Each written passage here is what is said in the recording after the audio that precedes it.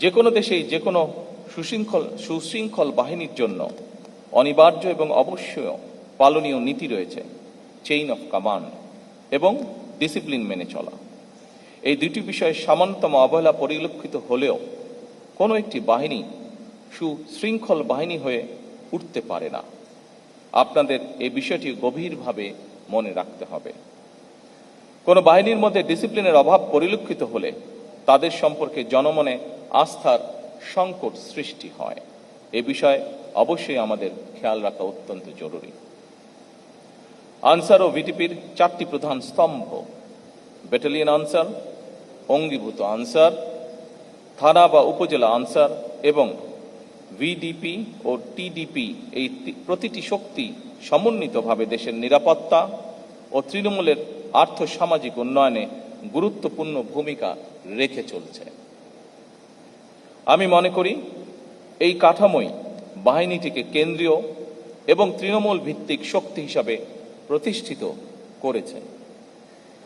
বর্তমানে 47টি আনসার ব্যাটালিয়নের মধ্যে 16টি পার্বত্য চট্টগ্রামের বিভিন্ন অঞ্চলে নিয়োজিত।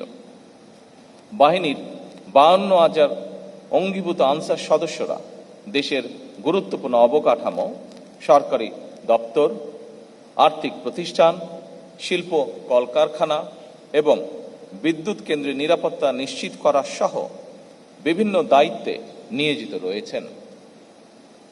এই বাহিনীর 13,000-এরও বেশি হিল আনসার ও হিল ভিটিপি সদস্যরা বিভিন্ন জাতিগোষ্ঠীর মধ্যে আস্থা ও সম্প্রীতি জোরদারে সক্রিয় ভূমিকা পালন করছেন।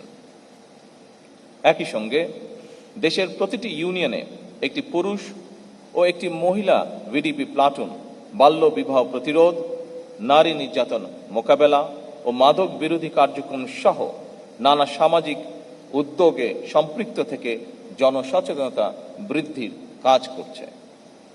একইভাবে নগর এলাকায় টিডিপি সদস্যরা শহরে নিরাপত্তা জোরদারে কার্যকর ভূমিকা রাখছেন। ফলে বাহিনীটি কেবল নিরাপত্তা রক্ষা নয়, বরং একই সাথে সামাজিক পরিবর্তনেও গুরুত্বপূর্ণ মাধ্যম হিসাবে নিজেদেরকে প্রতিষ্ঠিত করেছেন। আনসার ভিটিপি নিয়মিত কার্যক্রমের পাশাপাশি প্রযুক্তিগত দক্ষতা বৃদ্ধি এবং কর্মসংস্থান সৃষ্টির ক্ষেত্রেও ভূমিকা পালন যা ইতিবাচক।